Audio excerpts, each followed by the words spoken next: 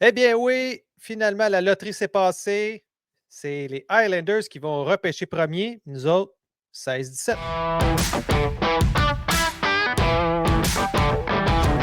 Oh yes! Oh yes! Boys, salut, comment ça va, PO, Noah et Frank? Ça va brasser parce que là, je vous ai entendu avant. Là, vous avez sorti vos noms. Là. On va avoir bien du fun, les boys. J'ai bien hâte qu'on en parle. Qu'est-ce qu'on va faire le Canadien avec ces choix-là? Ben écoute, premièrement, c'est vraiment drôle qu'est-ce qui s'est passé au draft, hein, parce que pour la première fois, c'est télédiffusé en direct les choix. Puis tu étais là, Frank, là, on a fait un short Ouais. avec ça. Ouais. C'est la première fois, puis bizarrement, il y a deux équipes qui se ramassent dans le top, qui étaient vraiment loin, évidemment, les Highlanders, qui étaient 11 ou 10, peu importe, je pense 10. 10, Puis, ouais. puis Utah, qui était 14, qui se ramasse 4. C'est drôle, hein, quand c'est diffusé devant tout le monde, qu'est-ce qui se passe? Moi, j'aime ça. Ça rajoute du piquant. Hein? Ça fait vendre des billets, comme on dit Ouais, en québécois.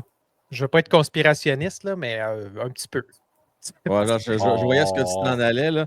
Mais ça reste que c'est vrai que les 2-3 dernières années, c'était plus soit monter 2 rangs comme les Blackhawks ou être le même rang comme le Canadien. Sauf qu'il y a quand même eu des années où les Rangers avaient monté de plusieurs rangs. Je pense que c'est quasiment une dizaine de rangs aussi. C'est déjà arrivé par le passé, mais c'est vrai que Estiant plus un fait deux, on cachait ça avant, là, c'est public, puis comme Ouais. par hasard, j'avoue que bon. Mais non, moi, j'embarque pas là-dedans. Là. Je pense pas que. Ben non, c'est sûr que non, mais j'ai quand même trouvé ça excellent de la façon que c'était fait parce que c'était, tu sais, en anglais, on dit all over the place. Là, c'était les équipes qui sortaient du tableau, qui étaient rendues gris foncé pour mentionner comme quoi qui n'étaient plus dans la course pour le premier, deuxième ou pour la loterie en tant que telle. C'était quand même bizarre un peu comment c'était fait parce que c'était pas vraiment bien expliqué qu'est-ce qui allait se passer, comment ça allait se passer. Puis c'est juste qu'on voyait les équipes sauter une après l'autre. Là, c'était très drôle. La seule Écoute, affaire négative, je dirais, c'est que dans le fond, techniquement, on savait, mettons que c'était Islanders, si on suivait ça Oui. moindrement, mais ça prend 2 minutes avant de le confirmer parce que le gars garde Ben oui. sa petite feuille avec son petit crayon. Là. Là, ça, c'est un peu con. Là. Ben oui. Honnêtement, là, je trouve que c'est comme un peu un coït interrompu. Tu devrais l'annoncer live là mais c'est juste là que je trouve ça accroché. Mais pour le reste, oui, j'ai aimé cette transparence-là. Puis ça donne quand même un bon show pareil malgré ça. on a eu Ben du oui. fun. On a eu du fun sur le live avec toi, Frank. Ah oui, ben oui. On a ri, puis on espérait, on priait le petit Jésus qu'on Calgary sorte pas dans les premiers. Fait que non, Ben moi oui. j'ai eu du plaisir. J'ai eu peur qu'il sorte Oui, oui. la deuxième ronde. Là. Moi, je l'avais comme oublié, ça là dans ma tête, c'était réglé, mais j'avais oublié que le deuxième choix, il faut encore le gagner. Là. Fait que Ouais. non, c'est ça. Ouais. Puis tu voyais les statistiques monter en temps réel parce que oui, c'était Ouais. 0,5 des chances, mais à chaque fois que tu enlèves des choix, ben là, ça augmente le nombre de chances que justement il peut gagner. Puis il était rendu quoi à 9 là, de chances de Ouais. se ramasser sixième. Puis ça n'aurait pas été bon pour nous, évidemment, on aurait juste eu un choix. Mais là, on en a deux, les gars. C'est un peu ça que je vais parler aujourd'hui avec vous autres. On va ramasser un peu tout ce qu'on a vu dans les derniers mois, que ce soit le championnat international de junior, que ce soit le U18 qui vient de se terminer. Hein, Noah, tu nous en as parlé dans le chat récemment, justement, que c'était vraiment terminé. Puis, qu'est-ce qu'on peut en tirer, en fait, de ça? Est-ce qu'il y a des gars qui ont vraiment monté ou est-ce qu'en règle générale, on a déjà le portrait là, pour les 32, disons, premiers choix? Je commencerai avec toi, Noah. Ben, en ayant écouté quand même une bonne partie du tournoi, on a remarqué que les nations habituelles puissantes du tournoi, ben, ils ont pas tant. Ben, les joueurs n'ont pas tant changé de rang. C'est plutôt au niveau des nations plus basses, je dirais Norvège, Danemark, où là, justement, vu qu'il y a une compétition plus forte, ils peuvent vraiment se démarquer.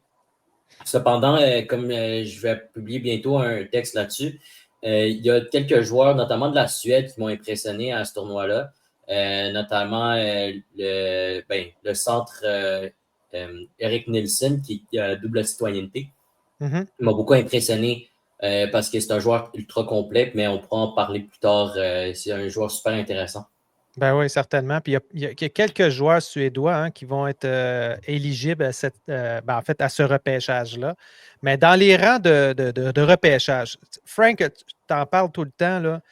C'est quoi qu'on a réellement besoin cette année? Est-ce qu'il faut repêcher le talent ou est-ce qu'il faut repêcher nos besoins là, rendus à 16-17, d'après toi? moi, c'est drôle, là, je regarde ça aller, puis le Canadien, il y a encore plein de besoins. Il n'y a rien de réglé, là. Fait que ça peut être des gars de profondeur, ça peut être un top 6, un joueur de centre. Même un allié, Patrick Lanier n'est pas éternel. Fait que même si c'est un allié gauche qui est disponible, que tu considères qu'il y a plus de talent qu'un joueur de centre, je ne m'imaginirais pas qu'il y ait un allié gauche. Il y a défenseur, ben écoute, on l'apprend là, à la dure, on n'a jamais assez. Oui, il y en a qui poussent à l'avant, mais moi, c'est un défenseur droitier encore de disponible que tu penses qui a plus de potentiel qu'un joueur de centre, ben go.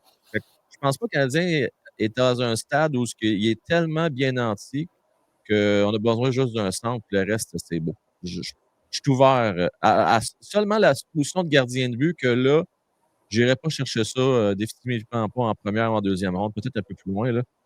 Mais après, c'est pas dans ce cas-là. Je pense qu'on est quand même bien nanti au niveau de la position de gardien. Oui, puis on a quand même beaucoup de choix. Fait qu'au pire, on peut, avec notre deuxième, troisième choix, en prendre un à ce moment-là. Il n'y a pas de problème. Donc, pas de défenseur gaucher, à part Schaefer, mais là, on l'oublie. Mais sinon, sincèrement, que ce soit allié, centre ou défenseur droitier, je suis ouvert à ça. Ben, c'est drôle parce que tu parles de pas de défenseur gaucher. Je pense pas que dans la mire du Canadien, il y a un défenseur gaucher réellement, mais quand tu regardes dans la position 16-17, il y a un certain Keyshawn Aitchison qui est un défenseur gaucher qui impressionne beaucoup en ce moment. Tu sais, je dirais pas que c'est un Parek, là, mais il est vraiment pas mauvais, là. Mais si on élimine celui-là qui est dans la position du Canadien, je crois qu'on a comme 4 joueurs ou 4 ou 5 joueurs qu'on peut cibler. On va commencer avec le plus haut, selon moi, ce serait un Roger McQueen qui pourrait descendre. Est-ce que vous pensez que c'est possible qu'un Roger McQueen, qui en ce moment est dans le top 10, pourrait descendre dans les rangs 15, 16, 17, 18? Écoute, présentement, il n'y a pas. Oui, on en a parlé lors du live. Schaefer pourrait être le premier choix, tout comme Hagen pourrait être le premier choix, tout comme Misa pourrait être le premier choix. Donc, là, il y a un top 3 pour décider qui sera le premier choix du repêchage. Ça dicte un peu comment le repêchage cette année va être un peu spécial parce que je ne suis pas capable d'identifier présentement qui va faire quoi. Il y a des gars qui font super bien. Nommons Caleb Desnoyers qui va être assurément dans le top 10, peut-être même top 5. Mais de McQueen, Porter, Martin, on peut en nommer un paquet. J'ai hâte de voir comment ça va se dessiner parce qu'il y a des clubs qui, avec le talent et le tableau de cette année, les jeunes, va-t-on y aller avec le talent ou les besoins? Ça va varier. Puis je pense que chez le Canadien de Montréal, on va y aller un peu dans les deux. À suivre. Ouais. Moi, j'ai le goût de dire quelque chose, les boys. Je ne suis pas aussi connaisseur que vous autres, là, comme toi, P.O. et Noah. Là. Mais il y a une affaire que j'ai remarqué au fil des années. La Ligue nationale, ils ne sont pas très créatifs. C'est une ligue qui vont copier tout le temps les autres. Puis je pense que les directeurs généraux ont appris de l'éditeur l'année passée. Et on l'a repêché très tôt. On n'a pas tenu compte de ses problèmes de santé, problèmes au dos. Et j'ai l'impression que cette fois-ci, on va être prudent dans nos sélections. C'est pour cette raison-là que je ne serais pas surpris qu'il y a des gars qui pourraient peut-être sortir du top 10. Là, tu parlais de McQueen, entre autres. Là. Ouais. Qui pourrait peut-être passer de sortir du top 10 à cause de ça. Qui va être un vol, fort probablement. Parce que c'est toujours la santé, c'est jamais sûr. Est-ce qu'il va être disponible à 16 et 17? Je serais très surpris, par exemple. Mais advenant qu'il soit là encore là, 11, 12, le Canadien pourrait être tenté, par contre, de prendre une chance avec lui. Puis là, à ce moment-là, peut-être laisser partir un jeune puis un de leurs choix. Peut-être même leurs 2 choix pourront être un choix 10, par exemple. C'est pas impossible qu'on voit quelque chose comme ça. Ben oui, puis on va en reparler, Frank, par rapport à ça. C'est sûr que là, on considère que c'est 16 et 17, là, mais effectivement, il faut y penser. Est-ce qu'il va y avoir des équipes qui vont vouloir échanger avec le Canadien? D'habitude, c'est difficile de monter, mais ça s'est déjà vu. Là. Ça s'est déjà vu à quelques reprises qu'ils réussissent soit par la loterie ou évidemment par des échanges de monter de quelques rangs. Donc, prendre le choix 9, 10, 11. C'est 3 choix intéressants. Parce qu'on a des gars qui vont être disponibles. Regardez, là, tu parlais de gars blessés. Carter Bear a été blessé. Oui. Est-ce que, Noah, tu penses que ça peut faire en sorte qu'il descende encore plus puis qu'il sorte du top 10? Un Carter Bear qui était vu dans le top 10 là, jusqu'à tout récemment. Là. Ben, ça me rappelle un peu la situation de Peyton Krebs en 2019. On savait tous qu'il avait été blessé à une blessure au bas du corps. qui n'avait pas été dévoilé au moment du repêchage. Mais on suppose que c'était la cheville, un peu comme Carter Bear. Donc, lui a été sélectionné, Peyton Krebs, si je me souviens bien, après Cole Caulfield, dans le bout du, justement, 17e, 18e, 19e choix. Donc, ça ne m'étonnerait pas qu'un Carter Bear ait le même traitement, disons, que ce que Peyton Krebs a reçu lors du repêchage 2019. Mais ça me surprendrait parce que c'est un joueur qui est quand même pas sans manque de talent. On sait que Peyton Krebs, il y avait quand même certaines limitations au niveau de son talent. On sait que c'est un joueur qui était un peu comme un Jacob Pelletier, mais peut-être un peu plus talentueux. Du côté de Carter Bear, on est dans une autre dimension. On sait que c'est un producteur de points hors norme déjà dans la Ligue de l'Ouest. Mais là, justement, avec sa blessure, là, il y a des questionnements sur est-ce qu'il va être capable de le refaire l'année prochaine et si sa blessure va le suivre. De mon côté, de ce que j'ai reçu comme information, ça devrait être correct. Oui, ben tant mieux. Ça veut dire qu'il ne sera pas disponible au rang 16, malheureusement. Carter Bear, moi, son style de jeu, je pense que c'est ça qu'on a besoin avec le Canadien. PO, je pense que toi, tu en as un là, que tu veux me parler, qu'il y a un style de jeu un peu plus fort, là, un certain Brady Martin, entre autres. Là. Malgré qu'il Moi, est j'ai pas, un coup de cœur. J'ai un coup de cœur pour lui, Cédric. Dans les derniers temps, j'étais un prophète de Carter Bear que, justement, Noah vient de nous parler. Je l'adore, j'aime son style. Puis il est polyvalent, Carter Bear. Centre, à l'aile, let's go. Mais Brady Martin, c'est un centre, je vais dire couteau suisse. Parce que c'est un gars qui est capable de jouer dans les deux facettes de la patinoire. C'est un centre qui cogne dur. Moi, j'adore ça parce que oui, ça va prendre des gars sur le top 6, mais ça va prendre des gars pour jouer sur un top 9 puis être des travailleurs acharnés. Puis un gars comme Brady Martin chez les Canadiens de Montréal, là, j'aimerais tellement ça de pouvoir l'avoir puis d'y donner une saison ou quelques matchs avec Brendan Gallagher puis voir comment on pourrait, tu sais, la passation du flambeau, du gros travailleur, là, je pense qu'on l'aurait chez le Canadien avec un Brady Martin. Oui, on n'en a pas à date. Hein. Si on regarde les Joshua Roy, on a Owen Beck, mais Owen Beck n'est pas aussi solide, d'après moi, qu'un Brady Martin ou qu'un Carter Bear. Tu as raison. Owen Beck, c'est un gars qui est capable de marquer des gros buts. C'est un gars qui est capable d'être un spécialiste du désavantage numérique, mais c'est pas le gars qui va aller se salir dans les coins. C'est pas le gars qui va frapper dur. Puis, dans les dernières séries chez le Canadien, on a remarqué que c'est peut-être quelque chose qui nous manque dans l'équation. Quelqu'un qui, justement, là, vous cognez dur, parfait. Moi aussi, je suis capable de cogner dur. On va jouer ce game-là, il n'y en a pas de problème. Fait que c'est un gars que moi, je commence à adorer de plus en plus et que probablement que les dirigeants nationaux l'aiment beaucoup. Là, ouais. Si on suit à Jeff Gorton dans le bilan d'après-série, il veut avoir plus de joueurs et compétiteurs. Donc, il va falloir regarder ça de près aussi, surtout si les Canadiens conservent leurs deux choix. J'ose espérer qu'au minimum, un des deux, idéalement les deux, ça va des compétiteurs. On va regarder, entre autres, cet aspect-là. Parce que des joueurs de finesse, on en a. Mais là, on a besoin de gars qui sont capables de brasser, puis on parle de séries éliminatoires. Là. On a besoin aussi de gars qui vont être capables de performer quand ça compte. Parlant de gars que moi, j'aimerais beaucoup avoir, parce que là, on a parlé beaucoup peut-être du choix numéro 16, là, parce que c'est des gars qui sont plus hauts. Mais notre choix numéro 17, on peut prendre une chance à ce moment-là sur un gars peut-être qui peut être un peu plus là, large, c'est-à-dire qui pourrait autant être choisi 16e, qui pourrait être choisi 30e. Moi, j'ai un gars, là, les gars, 6 pieds 4, 200 livres presque, 200 livres, un certain Jack Nesbitt. Noah, je pense que tu l'aimes beaucoup. Ça fait longtemps que tu m'en as parlé.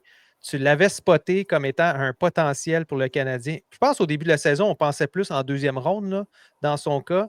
Mais il a commencé à monter les rangs, non seulement parce que le Canada U18, 6 parties, il a fait 5 points. C'est un gars qui brasse, c'est un gars qu'on peut mettre un peu à toutes les sauces. Probablement plus dans notre top 9 que notre top 6. Mais ce genre de gars-là, écoutez, là, on veut du poids sur la troisième ligne, là on en aurait, là, vraiment. Fait que moi, ce genre de gars-là, je pense qu'il faut aller le chercher avec notre deuxième choix, si on a encore notre deuxième choix. Ben, c'est ça. Puis je regardais un peu j'ai mon évaluation personnelle, mais ce que je regardais ce que les autres disaient aussi. Puis il y a un comparable qui revient souvent, que ce soit Mike Morale du NHL.com ou d'autres comme Scott Wheeler. On parle d'un gars qui est comparable à l'attaquant des Stars de Dallas, Jamie Benn. C'est un gars qui est ultra physique. C'est un gars qui est bon au cercle des mises en jeu, même s'il est capable de jouer au centre et à l'aile. C'est un joueur qui n'a pas peur justement de brasser quand c'est le temps. C'est un des maîtres aussi en avant du filet. Souvent, quand tu as des gros bonhommes, il y a des joueurs qui sont pas bons en avant du filet. On peut voir comme Slav quand il a commencé dans la Ligue nationale. Mais Nesbitt, c'est vraiment sa spécialité, c'est les déviations devant le filet. Puis ça se perd pas. Ça se perd pas dans la Ligue nationale. C'est un gars aussi qui a un bon coup de patin. Ça, c'est important. Quand tu as un gars de 6 pieds 4 qui ne patine pas, on l'a vu avec McCarron, ça ne dure pas très longtemps, même s'il est encore dans la Ligue. Puis justement, c'est sa coordination main-œil est dans les meilleurs du repêchage. Donc pour moi, c'est un choix assez évident parce que justement, on voit cette progression-là. L'année passée, en 2023-2024, seulement 18 points en 58 parties. Là, il est monté à 64 points en 65 parties, donc 25 buts. C'est un joueur qui prend beaucoup de pénalités par son jeu physique. Donc, on sent qu'il est impliqué dans le jeu. C'est un joueur justement qui va pouvoir apporter une dimension qu'on n'a pas chez le Canadien. Puis en plus, c'est un centre gaucher. Je regardais un peu la profondeur du Canadien, à part Alex Newhook et Christian Dvorak qu'on va visiblement perdre aux agents libres. Après ça, chez les centres gauchers, ça se résume à Florian Jacquet, qui risque d'être un centre de quatrième trio ou un ailier de quatrième trio. C'est ça, c'est s'il joue centre. Et donc, après ça, ça tombe à Laurent Dauphin, Brandon Gignac ou des Lucas Condotta. Donc, c'est pour ça qu'un joueur de ce calibre-là, comme Jack Nesbitt, je pense que c'est un immanquable. Si on ne le choisit pas, je pense qu'on aura des sérieuses questions à se poser sur qui est le joueur que le Canadien va prendre à la place de lui. Ouais. Ça, par contre, parce que je vais juste lever un petit red flag. Là. C'est ça, on parle de repêcher en fonction d'un besoin. Il est gaucher, gros bonhomme. Je vais faire un parallèle. Puis là, je ne veux pas comparer les deux gars. Vous les connaissez bien plus que moi, là, Nesbitt. Là. Mais je me rappelle d'un McCarron à l'époque. C'est un gars, première saison dans la Ligue junior, 34 points. Deuxième saison, 68 points. Et boy, ça va voir les yeux assez qu'on l'a repêché première ronde. Canadien de Montréal, 25e total. On le voyait gros comme ça se peut pas. Notre prochain centre power forward qui va jouer sur un top 9, finalement, il roule sa bosse encore, mais c'est plus un gars de quatrième trio, un gars de profondeur. Fait que c'est un risque. Tu l'as bien dit tantôt, Ced. Mais si tu vas chercher un il n'y a jamais de Sherbet, là, mais si ton 16e choix il est solide, à ce moment-là, je peux vivre avec un Nesbitt. J'ai aucun problème avec ça. Je suis d'accord avec toi, mais il y a une affaire qu'il faut penser aussi, c'est là, en ce moment, on est en train de bâtir une équipe pour aller en série. On l'a, notre noyau. Là. Notre noyau de joueurs de talent, on l'a pas mal trouvé. OK, on pourrait peut-être penser que si Hage ne se rend pas, il nous en manquerait un, là, mais Caulfield, Suzuki, Demidov, Lane Hudson, on parle de 4 gars de talent. Là, il nous faut des gros bonhommes. Il nous faut des bonhommes qui élèvent leur jeu en série. Jack Nesbitt, cette année, c'est un gars qui élève son jeu en série. C'est un gars qui démontre qu'il est meilleur en série qu'il l'était dans sa saison régulière. Bon, oui, il joue avec les Spitfires de Windsor. Qui est avec les Spitfires de Windsor? C'est Liam Greentree. Donc, il apprend d'un autre bonhomme grand, gros, qui justement joue le même genre de style. Moi, j'aime ça, voir ça, parce que c'est deux gars qui peuvent se comparer l'un et l'autre, puis ils peuvent s'améliorer l'un et l'autre. Puis ça ne ment pas. Quand tu as des courbes de croissance puis qui sont entourés de types de joueurs comme ça l'aide au développement. Fait que j'ai l'impression qu'un Jack Nesbitt, au niveau du développement et au niveau de sa grosseur puis de qu'est-ce qu'on voit en série, c'est un gars qu'il faut s'ouvrir les yeux. Puis peut-être ça va être un vol quant à son rang de repêchage. On va se réveiller 5-6 ans plus tard, puis c'est un gars qu'on aurait repêché top 10, mais nous, on va l'avoir eu 17. Tu sais. Mais c'est la beauté qu'on a d'avoir deux choix back-à-back. Tu peux te permettre ce genre de risque-là. Ça va plus, c'est plus facile à pardonner que si le Canadien a un seul choix. Là, je serais peut-être un peu plus réticent. Mais dans le contexte, on serait peut-être un peu capable de s'en passer si jamais il est encore disponible, puis on est satisfait du choix qu'on a fait juste avant. Ben oui, tout à fait. Puis là, je pense qu'au choix numéro 16, Frank, ça serait qui, toi, ton gars? Parce que tu n'en as pas trop moi, nommé. je l'écoute depuis tout à l'heure. Moi, il y a un grand oublié dans tout ça.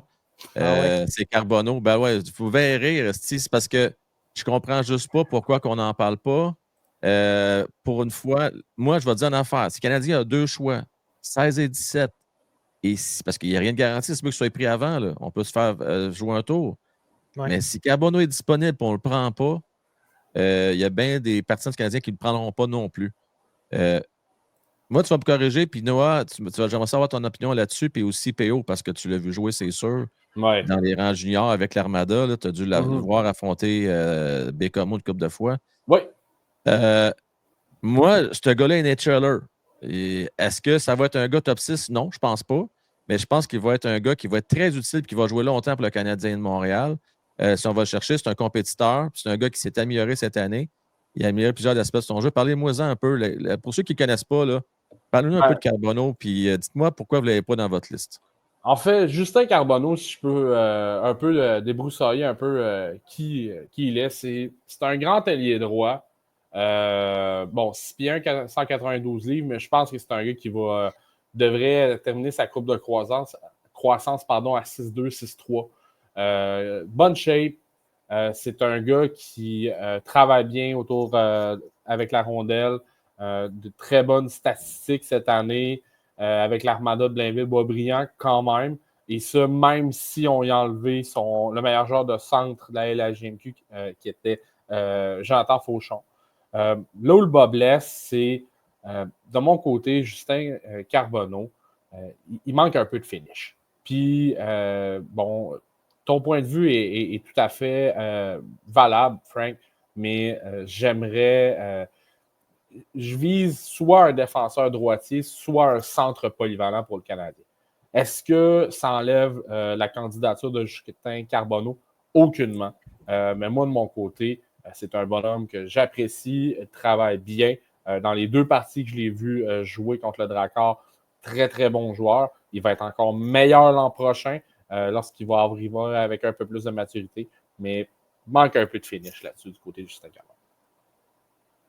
Noah, t'en penses quoi? Moi, de mon côté, c'est le problème avec Justin Carbonneau, puis ça, c'est quelque chose que je vois souvent chez les joueurs de manière générale qui sont repêchés en première ronde. C'est des joueurs généralement aussi qui sont souvent en duo. C'est rare que tu as un joueur tout seul qui est capable de transporter un trio. Et dans le junior, c'est super important, surtout à 17 ans, quand tu es capable de le faire, généralement, c'est parce que tu vas être un joueur de Ligue nationale.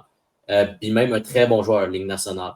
Donc, quand je regarde, mettons, un gars comme Carbonneau, je le compare avec ses équivalents. Ses équivalents, ça peut être un gars comme Leiden Lakovic, que j'aime moins, mais ça peut être aussi un gars comme Milton Gastrin, que vous savez, moi, je suis un grand fan, qui est un centre de la Suède, qui justement incarne ce que moi, je pense. C'est un joueur de centre qui transporte sa ligne, du sens qu'il va faire les détails, il va aider les autres joueurs à pouvoir jouer leur game. Tu sais, ça, souvent, on sous-estime justement cet aspect du jeu-là parce que c'est quelque chose qui n'est pas facile à voir. Mais un joueur qui est capable d'être efficace pour rendre les autres meilleurs, ça, il n'y en a pas beaucoup. Puis je pense que Carbonneau, quand tu le compares avec un Gastrin, un gars comme Coots, un gars comme Reshny, Kendall, il y a un peu de problème parce que justement, c'est pas un gars qui est ultra créatif à un point tel qu'il va aider les autres. C'est pas un gars assez finisher pour pouvoir compléter les autres. C'est pas un gars qui est parfait défensivement pour aider les autres justement à amener sa game à un autre niveau. Donc, c'est pour ça que pour moi, prendre un joueur qui est simplement un bon complément à quelqu'un, mais qui ne l'aide pas nécessairement, ça me fait un peu douter sur sa capacité à atteindre la Ligue nationale à un autre niveau, comme Joshua Roy l'a fait un peu, mais à sa saison de 20 ans. C'est un peu triste de dire ça, mais il n'y a pas, à part, je dirais, Caleb Desnoyers qui l'incarne beaucoup ça, il n'y a aucun joueur québécois, selon moi, dans la Ligue à 17 ans qui a réussi à faire ça depuis beaucoup d'années que je suis la Ligue junior majeure Maritime Québec. Justement, il n'y en a pas beaucoup. Puis ça, Justin Carbonneau, il ne le fait pas. Donc, c'est pour ça que j'ai tendance à vouloir le repêcher plus loin, quoique ça pourrait être quand même un choix intéressant à 16 ou à 17. Oui, mais en fait, tu sais, moi, j'adore Justin Carbonneau, puis j'ai l'impression qu'il va déjà sortir, premièrement, là, à 16-17, parce qu'il va avoir quand même des équipes qui ont besoin de ce type de joueur-là en ce moment. Tu sais, on peut penser, tu sais, quand tu regardes, Ben, exemple, pourtant, écoute, j'écoute PO puis Noah, ils n'ont pas l'air excités tant que ça. Ils moi, ne je le tirent pas leur suis. trio. Fait que pourquoi qu'on le prendrait en bas de 15 si c'est pas si excitant que ça? Non, ben moi, je pense qu'il va l'être parce que ça reste un gars qui a quand même, il vient avec un bagage, là, Justin Mhm. Carbonneau. Il a quand même une réputation qui était un joueur avec un bon tir du poignet, avec. Puis le manque de finish, je pense que ça vient aussi peut-être de la cohésion de son équipe, la cohésion dans son trio, qui fait en sorte justement que ce n'est pas lui qui drive son trio. Mais ça n'empêche pas que des joueurs comme ça, tu en as besoin. La question que moi j'ai, c'est pour le Canadien, on est-tu mieux d'y aller avec un centre, quitte à le déplacer à l'aile, plutôt que de prendre un ailier qui, lui, pourrait être sûr de ne pas être centre en ce moment-là. Tu sais? Je comprends qu'il ne faut pas prendre le besoin, mais quand tu as deux joueurs qui sont similaires, Carbonneau, Brady Martin, on pourrait même aller chercher un petit peu plus loin des gars comme on a parlé, là, excuse-moi, là, Nesbitt puis Milton Gastrin, qui eux sont des centres. Ben, c'est similaire, là, parce que cette année, le repêchage, c'est ça le problème. C'est que passer là, 6-7, là, c'est tous Il y des a gars beaucoup de qui pourraient similarités. techniquement être en haut ou un peu plus bas. Fait que ça va être vraiment tough là, cette année là, de savoir qui va arriver où. C'est de la Carbonneau, même s'il parité. a les droits, les gars, là, juste dire, oubliez pas que Garley, il reste 2 ans, après ça, c'est merci.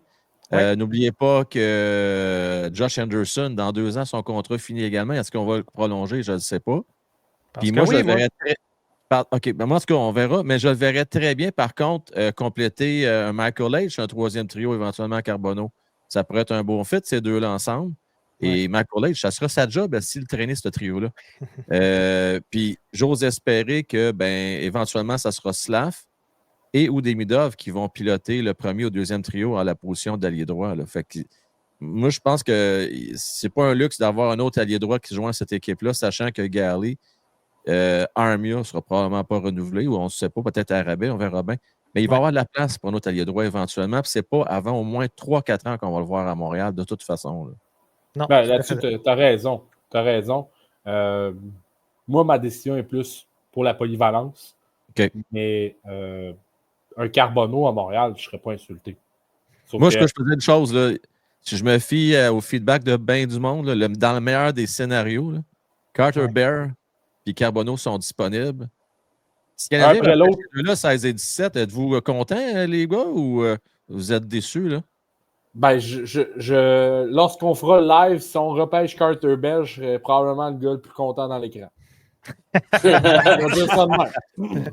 Je vais dire ça de Euh, même. moi, Je serais honnêtement, vraiment déçu. Puis Ced, Carter Bear, vous autres, là, je veux dire, it's the real thing, mais il ne sera pas disponible, par exemple. Là, mais si, mettons, ben, il l'est. écoute, moi, j'ai Jake O'Brien, j'ai Oui. Carter Ah Bear. oui. C'est les deux gars que j'ai pas mal dans la mire, mais il O'Brien, faut. il ne sera pas là, ça, c'est sûr, C'est sûr, sûr. ça. Il faut faire un trade pour avoir ces gars-là, pour s'assurer d'avoir ces gars-là.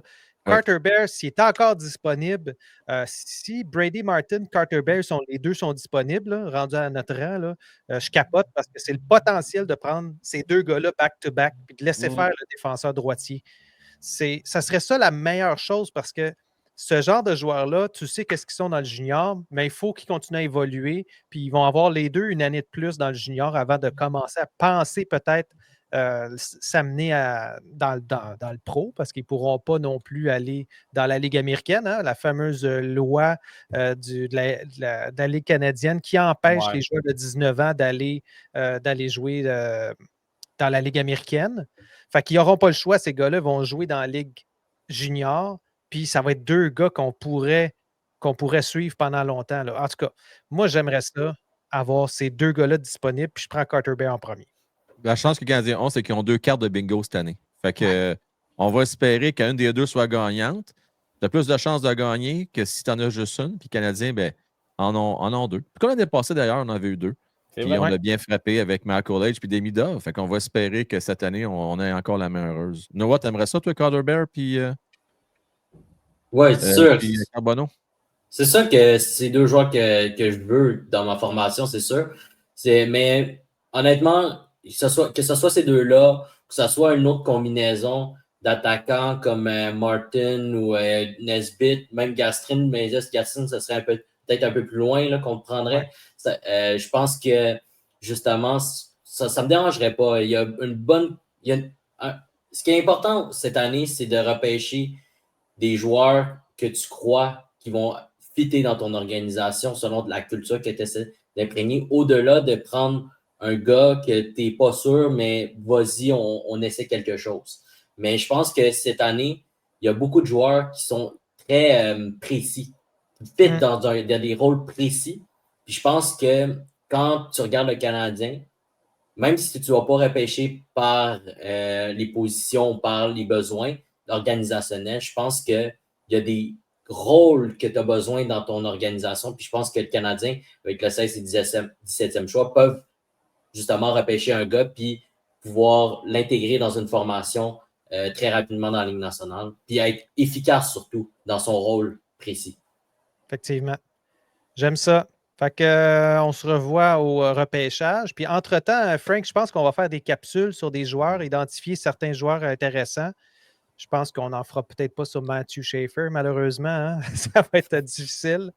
Mais honnêtement, je pense qu'on a à peu près 15 ou 16 joueurs qu'on pourrait décortiquer un peu plus en profondeur, que ce soit un Ivan Ryabkin ou que ce soit un défenseur droitier comme Logan Hensler. On pourrait, là, je pense, d'ici au repêchage, faire des capsules. Puis si ça te tente, Frank, on les fera ensemble, là, chacun son rôle. Là, on pourra toujours faire ça. Chose certaine, on va être très occupé avec les jeunes loups. Faites une maudite belle job, je tiens à le souligner. C'est sûr qu'on va parler du Rocket également. On va suivre de près les séries. Yes. Ça a bien répondu. Hier, on était au-dessus de 250 en live à regarder un match du Rocket. Bon. Donc, le mot va se passer. On va de plus en plus à suivre ça. Là, je parle seulement de YouTube, sans compter TikTok et les autres plateformes. Là.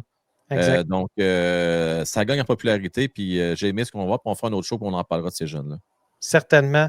Merci beaucoup, les gars. C'était bien le fun. Puis, on se revoit la semaine prochaine. En tout cas, je pense que maintenant, on peut dire qu'on est de retour parce que malheureusement, le Canadien est éliminé, mais il y a d'autres choses à parler. Merci, les gars. Salut, les gars. Ciao. Salut. Bye-bye.